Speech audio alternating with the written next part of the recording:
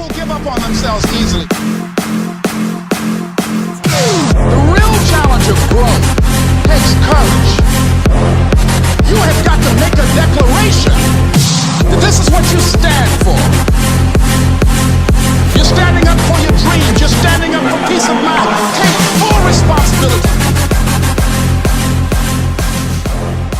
Welcome to the Strategic Growth Experts Podcast, where business growth is our business. And I want to thank you for listening. Thank you for taking time out of your day. Make sure to check out our website, strategicgrowthexperts.com. Follow us on Facebook and subscribe to our YouTube channel for more tips on growing your business.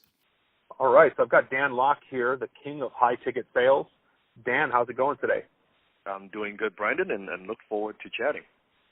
Absolutely. Yeah, it's great to have you on the show. I'd love to discuss, you've done a number of things with high-ticket sales, and you used to run an entrepreneur club in Vancouver, and you're pretty much a coach to a number of multi-million-dollar businesses. So how did you get started, and what kind of, what was one of your first breakthroughs? I would say, first of all, not in a million years could I ever imagine I would be doing what I'm doing today.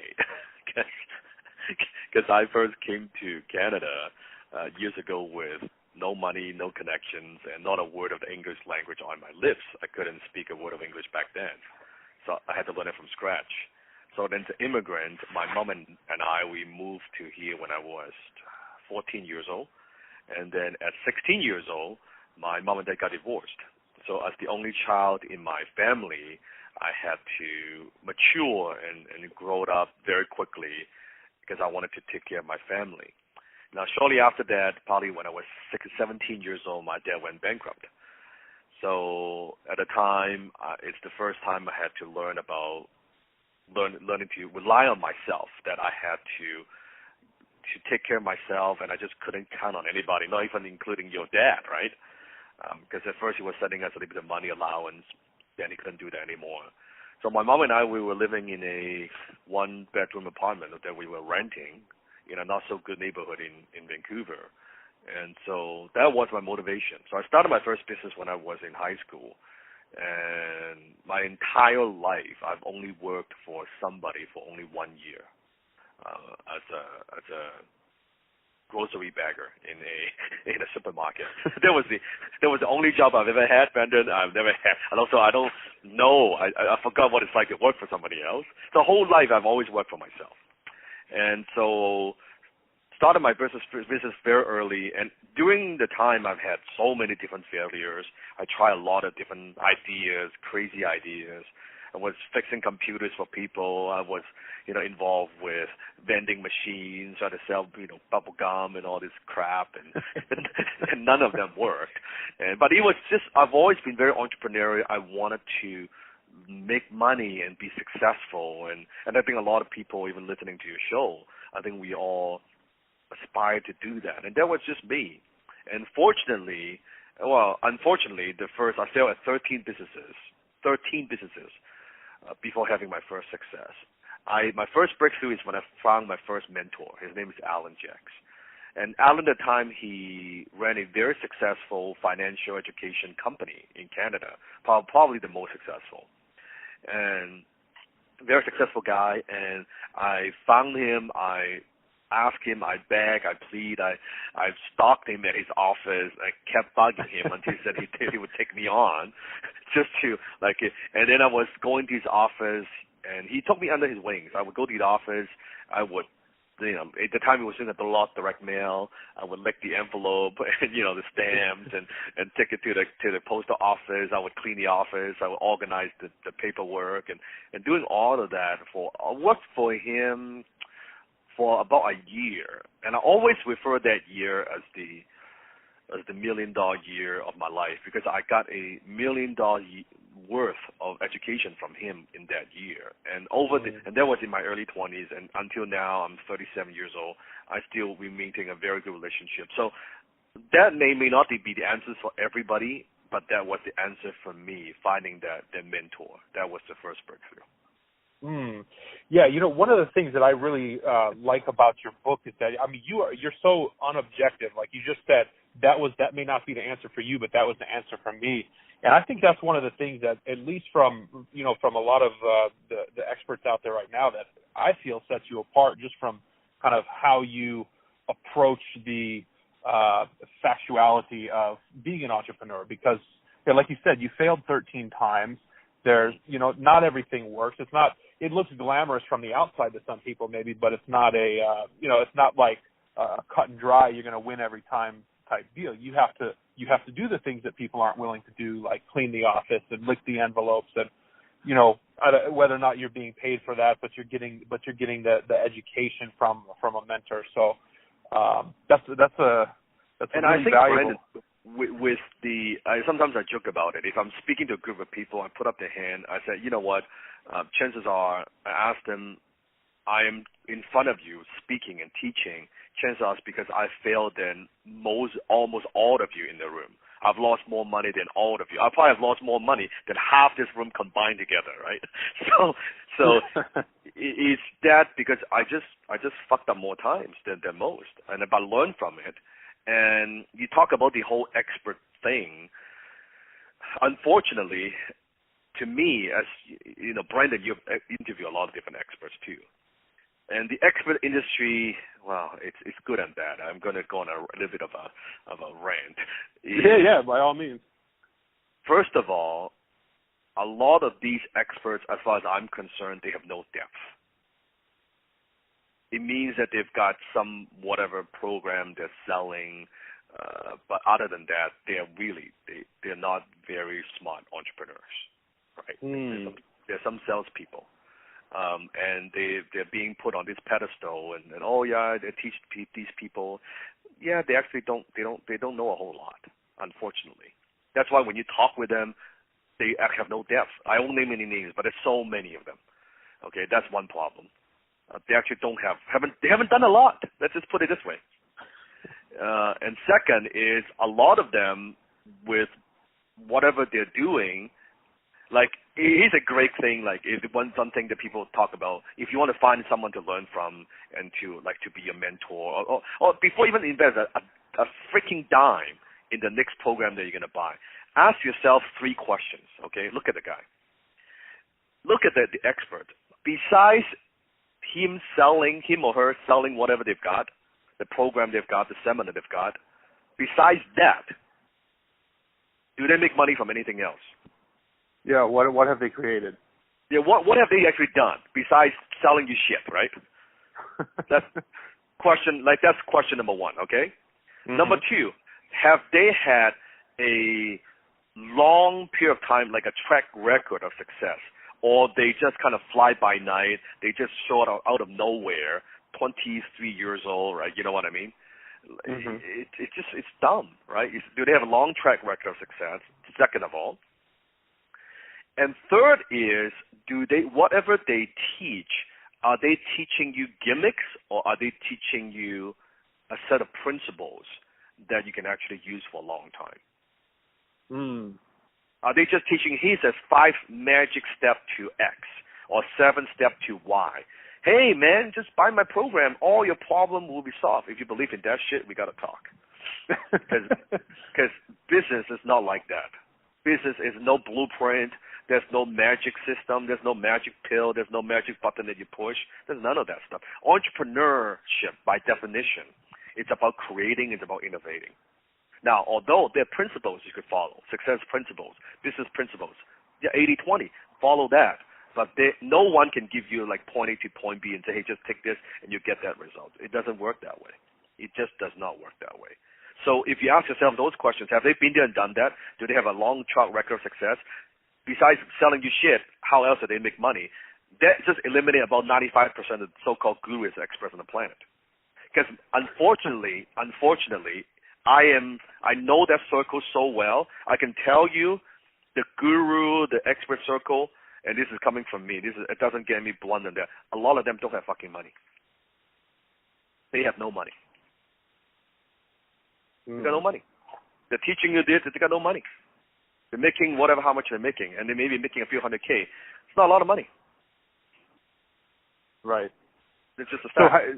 How did you, or what, out of your 13 failures, and then you started having some successes. What were some of your successes that kind of would take you to the level beyond that, right? So you're not selling courses or not doing things, or you may be doing that, but you have your own businesses outside of that are, more functional businesses. So what are some of those that you've created, and kind of what gives you that edge? Yeah. So I think in the breakthrough, when I was because I want to take you back the beginning first, right? So the first success, after I learned from my first mentor, after a year, I kind of started my own one-man advertising agency.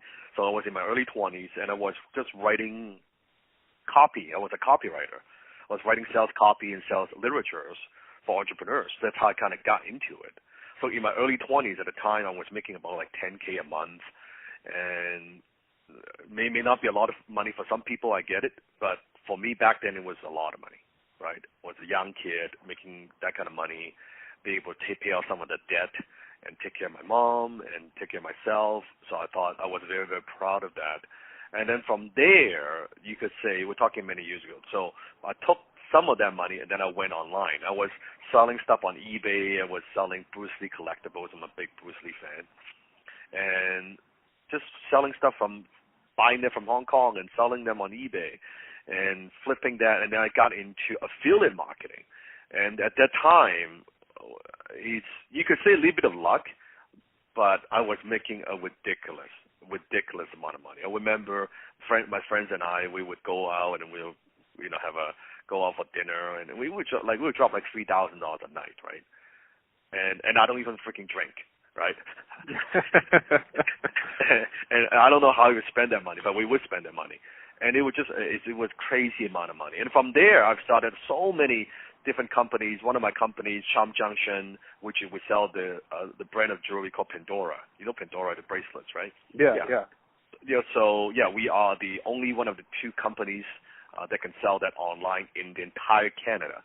And we won Canada Post Online Retailer of the Year award. And that's one of them. I'm into real estate, right? I buy a lot of investments through real estate.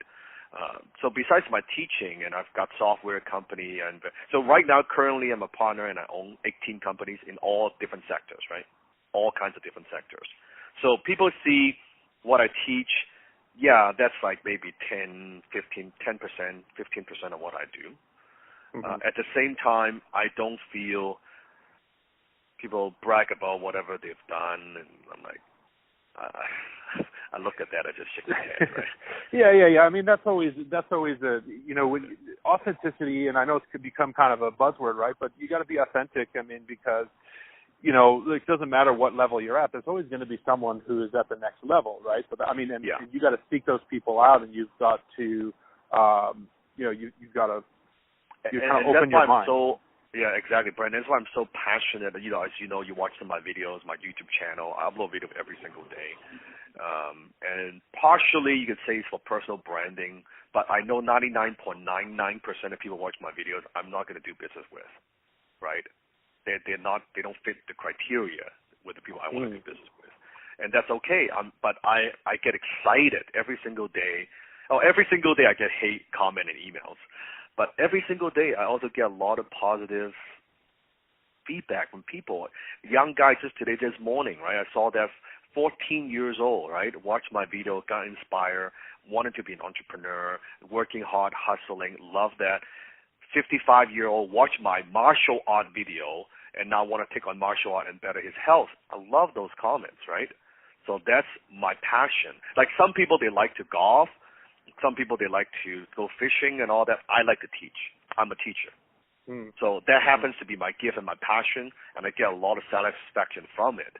So my business is my business, but then my passion, it just happens to be teaching. Sure, yeah. And that's the thing with social media too, right? I mean, you put your message out. Your message isn't for the people who aren't going to receive the message, right? But, your message is for the people who are actually inspired by it. And that's a hang up. It's true, and usually, and that's why I have haters. Anyone who's successful, you will get haters, And I always describe myself as I'm the guy usually they come to after they've gone through everybody else. Yeah, well, there's a famous quote, I don't remember who it's by, but it says the only way to avoid criticism is to be nothing, do nothing, and say nothing. 100%. It's the only way it's the only way to avoid it. 100%. So I'd love, currently, fast forward, you have this really interesting story about how you grew up and how you kind of got your survival mechanism set up, and then, sure. Fast forward, you've got 18 companies, you've got a software company, jewelry company, real estate, digital marketing. So tell me about that journey of because we talk about Bob Proctor talks about multiple streams of income, right? It's the most fundamental aspect of being an entrepreneur, right? You have to. I mean, the average millionaire has 7 streams of income. How did you go from working at a business, like obviously you started a business and you're working at it. How did you go from doing that to automating it and removing yourself and starting to automate multiple businesses? I think first of all, the whole multiple streams of income, I think people misunderstood what it means. Sometimes they took that as almost an excuse to not focus. And sometimes they diversify quickly because I see that, we need multiple streams of income. Let me do 10 different things. And then they do 10 different things in a very shitty way. That is not good. What I believe in is actually not diversifying, but adding on. I teach a concept called stacking on your success. So what you should have is you should build one thing and make that very, very solid. And then you build the next thing on top of it. So everything I do, although 18 companies, it might seem like it's 18 different things. But actually, if you can imagine, Brandon, imagine a big circle in the middle, okay? And then you have 18 dots around it, 18 smaller circles around it.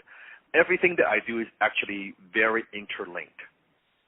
So I utilize the same core team that I have to do all these things, and I understand my expertise, what I bring to the table, so I leverage that. I would not start something that I have no leverage or I don't know anything about. I want to start something that is not too far away from my core competency, right, which is only a handful of things.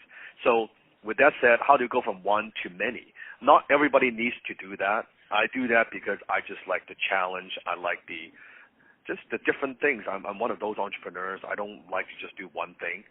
And so that just one, it's like how do you have 18 babies, kind of just one at a time, right? it's that kind of analogy. Yeah, it kind of just happened. But I used to have the 21. I closed down one and I sold 2, right, just last year. So to be more focused. And this year, earlier this year, I posted on my Facebook page that I want to be more focused. My goal is actually narrow it down to 10. So I'm in the process of selling more and getting rid of stuff that I think it's marginal. I don't really want to devote time. I actually want to scale back down to be more focused on those type of businesses, right? Because I know what the area I want to focus on. Got it. Yeah, no, that's and that's very important too. And I want to emphasize about what you just said about the automated remove yourself. If you watch one of my videos on YouTube, I talk about why the whole passive income thing, I think it's illusion. Actually, it doesn't exist. The whole 4-hour work week, I think. I love Timothy Ferriss, but I think it's misleading title.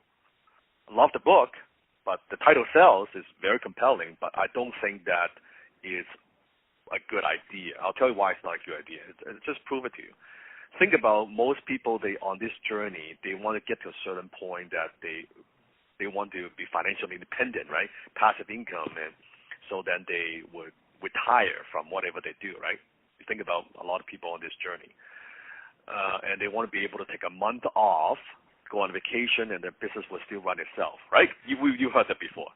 Yeah.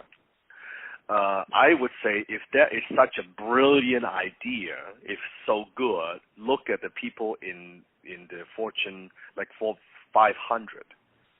Who does that? Right. Nobody. Does Warren Buffett use the word passive income? that any one of them in any interview uses the word passive income. No, I mean, Buffett talks a lot about dividends, which is passive income, but I've never... Correct. No, they're not, because they're not thinking of getting somewhere to so they can get away from their businesses.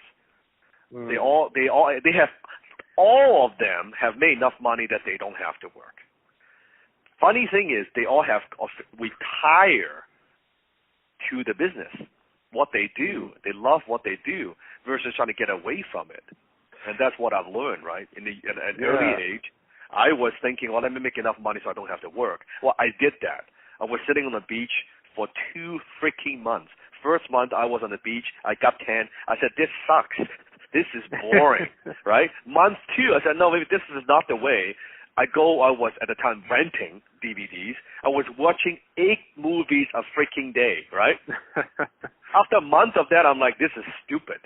This is so dumb. Like, I worked so hard so that I do nothing. This is not what. So I went back to my mentor, second mentor, and I asked him, what should I do? He said, you should start a business. I said, no. I'm not going to start out there in business. It's not shit. I did all that. I made enough money. I made my FU money. I want to retire. He said, nah. He said, Dan, this time you start your business, but from a different place. I said, what do you mean? You're not starting a business just from, hey, you want to make it? You made it. So now you start from a place of abundance. What do you want to create? I said, I said, that's very interesting. Look at that as a vehicle for you to create. And so I believe I was saying, an entrepreneur is an artist in commerce. Wow. Ooh, I like that. Right? So this is our painting. This is what we do. So some people like to paint. This is my vehicle to express myself, my ideas, my creativity, to take an idea, a group of people, and build something out of that. That's exciting stuff. That's very exciting. Wow. Funny thing is, when you don't focus on the money, guess what, Brandon? Money comes.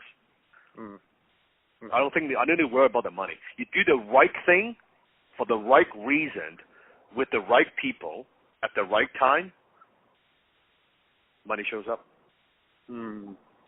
Yeah, and one of the things that's really interesting too is because when I talked about this earlier, it's like when I was reading your book, you really, and maybe some people might say, oh, he's too abrasive or he's swearing too much, right? But I mean, you're just completely 100% authentic and you're completely real, and the concept of getting enough money so I can run away and get away from everything, get away from myself is like, most people don't know who they are. Most people are not, really accommodated with who they are, what they're out to create, what they're about. And that's the most fundamental aspect of doing anything. That's the most fundamental aspect of life. So if you just want to live, I totally agree. And it's that self-awareness. People are not self-aware. So the whole life, they go through the whole life, they don't understand themselves. I'm fortunate early on I learned about who I am. So they don't know about themselves. They're not comfortable with that. Second, they don't understand other people, meaning they don't know how to read people. Right? So it's just that self-awareness, the self-awareness is so low. They don't know what they're good at. They don't know what they're not good at. They don't know what they should want. They don't know what they want. They're confused, right? And without that clarity, of course, you don't get to the goals that you want. And it's very normal. You ask people, so what do you want? Most people cannot answer that. I want more money. They don't know how much they want. What are you going to do with that money? When you ask them about the business, like your show, strategic growth. So what do you want? What do you want a business to look like 5 years? I don't know. They don't know. Yeah. They actually have no clue.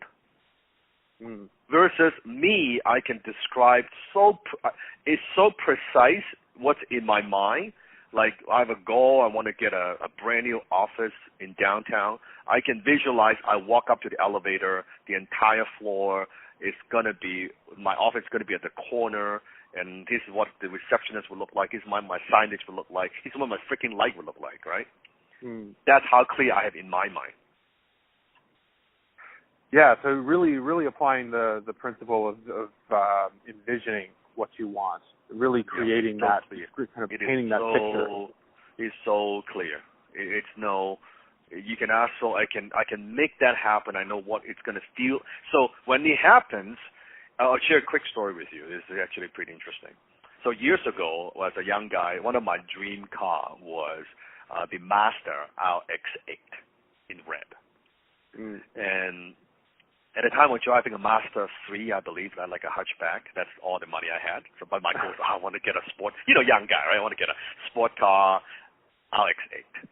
And that was my goal in red. Now, at the time, I would do all my research. I would know exactly what are the upgrades I want, what the seat color I want, exactly what color I want, what the wheel looks like. And I would go and test drive these cars, Brandon. I would go. And I would test drive it, and I would see what it feels like. And now, of course, after a few times, I got to go to different dealership because the young kid walked in and never bought shit, right? So I would make appointments with different dealership. And I live it so vividly in my mind when my friends and I would let's say, walk down the street, and then our RX-8 would drove by it, and I would say, that's my car. I didn't say, someday I'm going to get that. No. I just said, that's my car. And then my friend would kind of laugh at me. No, that's not your car, dude. You have the the cheaper car. No, that's my car. And I believe in with so much conviction and certainty. The day that I could finally afford it, I walked into the dealership. I'll remember in Burnaby, I walked in, I saw the salesman, and I said, I want that car. Oh, and he said, well, would you like to test drive that, sir? I said, no, I want that car. Well, what about upgrades and stuff? I got all that. I want that car. He said he's never sold a car so fast in his entire career. We got everything done like in minutes. I signed, boom, here's my key. Like, amazing. What's very interesting, Brandon, when I drove that car off the parking lot, guess how did I feel? I didn't feel any excitement. I didn't feel any, oh, yeah, finally I did it. I didn't feel any of that. What it felt like was deja vu. It just felt like, yeah, it's my car. So my mind, it's already there. I already have this. It's just that now finally the reality catches up. Yeah, so you're getting really, so it's very deeply metaphysical in a way, and that's really, and those are my favorite conversations, is because you really dig into how you create your reality, how you create it, because a lot of people aren't aware of the programming, because a lot of it comes from thought patterns, programming, habits, and things where people, their thoughts are just wandering around, right? If you have to, Napoleon Hill said you have to take control of your mind and direct it towards your necessary goal. Yes. So, and that's why when you read my book, F You Money, I'm very big on mindset and how I spent half the book on mindset, 2/3 of the book on mindset probably. I'm very big believer on taking control of your thought, your pattern, your environment, the programming that you put in. It's mindset. I mean, that's 80% of the game. The rest is 20% is mechanics. Everybody wants mechanics. Give me the script. How do you say something? How do you close? How to write the ads? How to drive traffic? How to do the offer? All that is good. None of that would work if you don't have the right mindset. I can tell you right now. None of that would work. Because you'll find a way to, depends on whatever programming you've got. Because right now I'm like teaching a group of people. Yeah, I said I'm going to teach you how to close sales. Problem is, if you have problem or negative association with money, you're not going to close the sale. Period. I give you the magic words to say, you're not going to close the sale. On the other hand, if you have the right, proper mindset, I can give you a lousy script, guess what? You still close the sale. It makes no difference. And everybody because mechanics seems sexy. It's easy. The mindset stuff, you got to face the truth. You got to look in the mirror and say, oh, shit, man, where did that come from? Right? And so it's a very different thing, right? And it's also more difficult to fix. Yeah. So going back to the story, really, it's deja vu. I wasn't too excited. It was just, this is me. And that's how I've been operating I just got a new car, like literally last week, a Bentley, right? Guess what? Same thing. I visualize it. I know exactly the color I want. I know the wheel that I want. I know the interior. I know everything. I can smell the leather seat before I even bought it. Mm. When I bought it, oh, good. I just bought it. Okay, good, cool. I've lived it so many times in my mind already. So many times. So I'm not talking about the law of attraction BS. Like, I'm not talking like sit there and meditate and money fall in your lap. No, I'm talking very practical application of these laws, of how you use it combined with business acumen. That's me. That's what I believe in, right? That's what I do. And that's, I think, what makes me unique in some way, and why when my clients and students, the way I teach them, that's why they've been with me. My longest students have been with me for 9 years. Wow. 9 years, right? Most of them have been with me now 3.5 years. There's a reason for that. There's a reason for that. Why they're with me for so long, because just the way I teach and the way that that lives just by example, that I'm growing, that it's different. It's a different relationship. That's why it's not some program, and it's not like I don't do that. So what kind of things? So with those students, or like the ones that have been with you for almost 9 years, what kind of changes have you created? Like, what kind of changes have you seen them create from working with you? Yeah, like more money for sure. That's a given. But it's more everything. Like, they're better in overall the philosophy, their values. They're happier, right? And they're more fulfilled. They're more clarity. They're just better people. You ask them, it's just if I would say, hey, Brandon, interview them, and they would tell you. And I have some of those on YouTube. You can see the way to describe, not just, Dan helped me make more money, triple my sales, and all this stuff is all good, right? 6-figure, 7-figure, that's all good. But the reason they could do that is because I changed the core of who they are. That's how I always work. It's always from within. Because if I can change the way that they think, I can help but change the way that they do things. If I could change the way that they do things, I can help but help them get better results. I never fix the surface problem. I always go to the root. Whatever problem they've got, example, let's say someone talking to me, hey, Dan, I've got an employee problem. What kind of employee problem? They don't perform. Why don't they perform? Because they've been with me for a long time. I don't know how to get them perform. Well, can't you just lead them and motivate them, inspire them? No. Can you talk to them? No. Why not? You're afraid of confrontation. Why are you afraid of confrontation? Let's take it back. Oh, because back then when I was a child, when I was a kid, something happened to my mom and dad. That's why I'm afraid of confrontation. Well, let's go to fix that. I fixed that. Fix that piece of programming. I fix your leadership problem. I fix your leadership problem. I fix your employee problem. That's how I work. I don't fix your employee problem. Right. I fix you. Yeah, it's really I mean, it's powerful.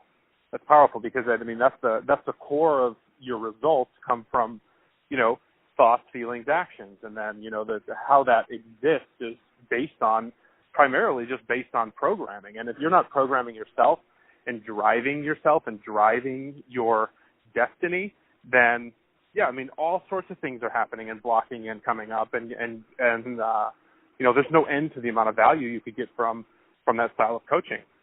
Yes, and the difference is, I tell my students, one huge advantage that I have is, as a coach, I don't need your fucking money.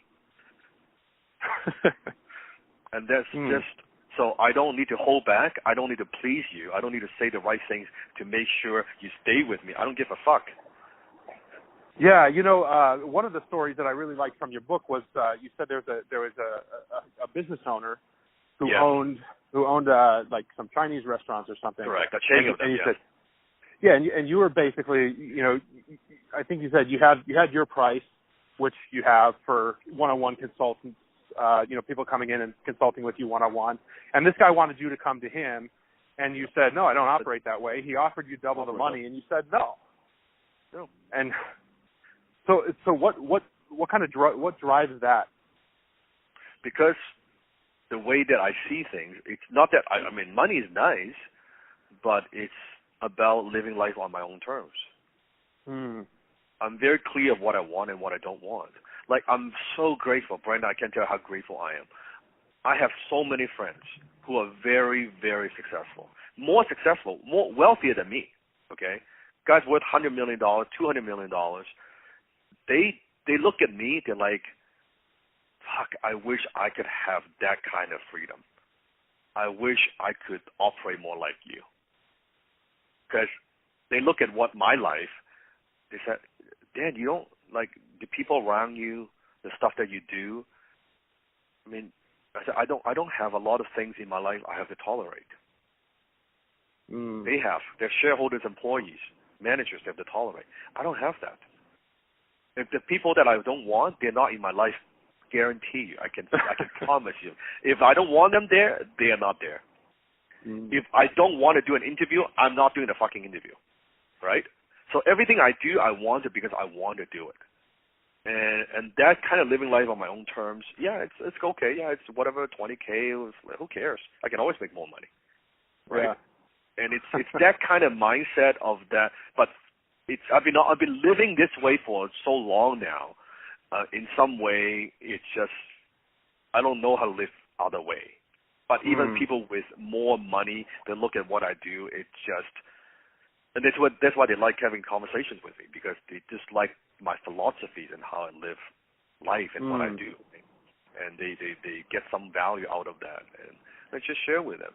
And sometimes they're so attached to whatever they're doing or attached to the project. I say, yeah, I mean, come on, man.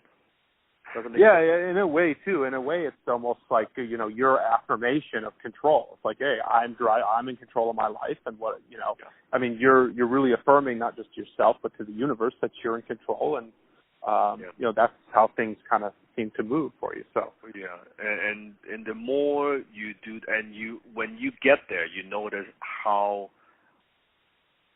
I don't even know what percentage is, but so few people in a society, in the population, have that kind of control. Or they might have that kind of control, but they're not happy.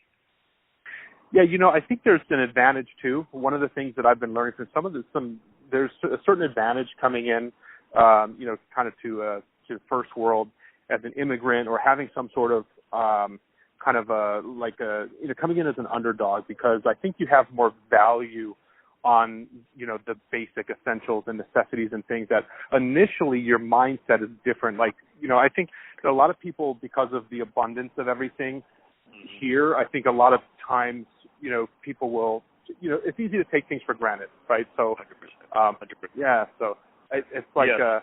It's a handicap, I think, for some people. It is, and I call it the immigrant edge, right?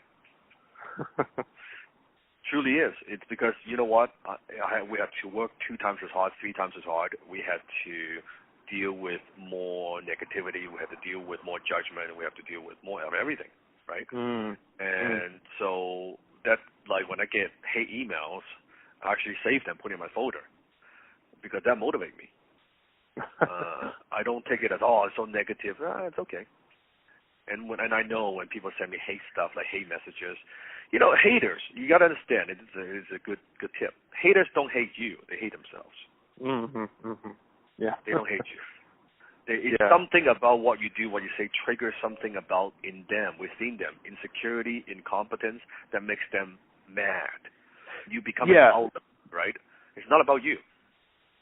In some ways, I think what I witness in that type of behavior is that, those people are actually, they're the ones who need your help the most. In most cases, like those would be the kind of people who need, because it's like there's something inherently there that they know that could change it, that could get them out of whatever has them stuck. And so I think inherently, just human, it's either, I don't know what it is. It's the nature of humans to just kind of lash out or try and grasp at that. It is. And I look at that because they are unaware. They are, also they're programming. So, and I look at that, you know what? I sometimes feel sorry for them, because they don't know. They just don't know, right? But I look at what I said, my life, I'm very grateful that, I don't have many problems. I mean, it's good. Not just money, but money is there, but it's more than money. That I'm very happy. I've got my wife. We've been together for 9 years now, right? I've got my family, and I've got my mentees. I've got a lot of friends. I mean, things are good. Things are really like people who know me personally. They look at my life. It's like, damn, right? Yeah, I've got to break that. Yeah. Yeah, and it's an intentional creation. So everybody, we're talking to Dan Lok, danlok.com. Lok is L-O-K, DANLOK.com. Dan, it's been, I mean, your insights are fantastic. I mean, I love speaking with you. So if there's any other insights that you have for people who are trying to, get started on get started on their first business or really kind of flip the script on their profitability, we'd love to hear it before we go. And then, it's definitely. I would say definitely goes back to what I said in the beginning is if you could get there on your own, you would already be there. If you could get there on your own, you would already be there. And I think that finding that mentor, again, I've had my first mentor, Alan, the second mentor, Dan Pena, the $50 billion man. So I have had many great mentors in my life. So I'm where I'm today because of my mentors. Yeah, the books, I've read thousands of books. They help. I've been to, I don't even know how many, probably more than 100 webinars, workshops. Yeah, those help. But really, it's because I have a guide, a mentor, someone I looked up to, I trust, to guide me along the way. So I would highly encourage for anyone to find their mentor. And don't approach the mentor as you want something from him. Approach the mentor as what can you give, not get. How can you add value? If you have money, pay the guy. If you don't have money, work for the guy. Whatever it is, you need to add value. Don't go in as you're successful, you're obligated to help me. Yes, it doesn't work that way, right? So right. They're already successful. They have what you want. They're where you want to be in your dreams. Approach them and say, how can you add value? How can you add value? Because how can you expect for them to help you to have a good relationship with them if you're not even willing to invest in the relationship? Right? Wow. Sometimes right? It just makes no sense. You got to be willing to invest, just like in any, even in romantic relationship, it's the same thing, right? You got to be willing to. So I think that would be the biggest key. Once you find that person, that's someone you look up to, immerse yourself into your mentor's teaching. Don't dabble. You know what? I read his book. No, that's not what I'm talking about. I'm talking about immersion, like learning everything you've got from the guy. It's like I'm a martial artist. Think about if, Brandon, you were to learn martial art, right? You don't just read a book to learn martial art, right? You don't just go to a couple classes to learn martial art. You don't learn martial art in a weekend. You go and you study with a sensei, right? A Sifu instructor, and you study with a guy for years to learn all his craft and all his skills. And you become very, very good. I think that's what's missing in North America. People don't get that. They want to get good in a weekend. It doesn't work that way. Yeah, everyone wants the magic bullet. Yeah, it doesn't work that way. And they wonder why they don't get results. And here's what happens. They learn from one guy, they read a book, and then next week they learn from another guy, and they learn from another guy, and then they learn from another guy. And after 10 years, they learn it's just a jack of all trades. Their fundamental, the foundation is weak. It's no good. No good. So I think that's what's missing. Not a sexy answer. It's the fucking truth. Yeah. And you know what? The truth is all that matters. The truth is what produces results. Yeah. And ask, if you're listening to this, I'm so passionate because ask yourself, the way you've been operating, the way you've been learning, is it working for you? Is it producing the results you want? You know the answer more than I do. And if it doesn't, isn't it time to think about something? Maybe there is a better way. Absolutely. That's a powerful message. Dan, I really appreciate you taking the time today. I mean, like you said, if you wouldn't be here unless you wanted to be here, and I really acknowledge you for being here, and I really appreciate you taking your time out. I also know, I think you charge, I think your number was like $20,000 or $25,000 for one-on-one mentorship. I mean, that was in person maybe, but so you get, guys, if you're listening to this, you realize that, there's an aspect too of being generous, and Dan's been generous to lend his time, and the value is the most incredible piece. Is that when you're able to come and share and make those contributions out in the world, that's when doors open up. That's when new things happen. And sometimes, that's when new things come back to you. The universe rewards those who give. So yes. And really, if you listen to this, and if it's something that I said, my story resonates with you, go to my YouTube channel and comment, or even send me an email. Send it to my team. I save all those emails. Every time I get one of those emails, that's what motivates me. When I get an email in the morning and say, hey, you know what, I listened to Brandon's show, Dan, something you said resonated with me. I love getting those. I save every single one of those emails.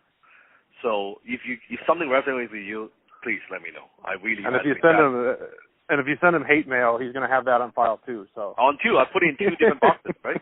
Yeah, exactly. You say, you know what, Dan, I don't like your personality. I don't like this. I don't like that. It's okay. Yeah. And if you want to download Brandon's book, the book that you're reading, FU Money, just go to fumoney.com, and you can download that for free too. Yeah, guys, get that book. I mean, there's the fact that you're giving it away for free. There's tremendous value in that book. I've read so many books myself, and it just cuts right through. It just cuts right through it. A lot of it is going to be what you need to hear. So, Dan, I really appreciate you sharing your value. Yeah, Brandon, I appreciate you for doing this show and also impacting other people as well. All right, as usual, ton of value there. Thank you guys for listening. Check out strategicgrowthexperts.com. Find us on YouTube. We're going to start doing a lot more content on YouTube, so check us out there. Hope you guys have a great day.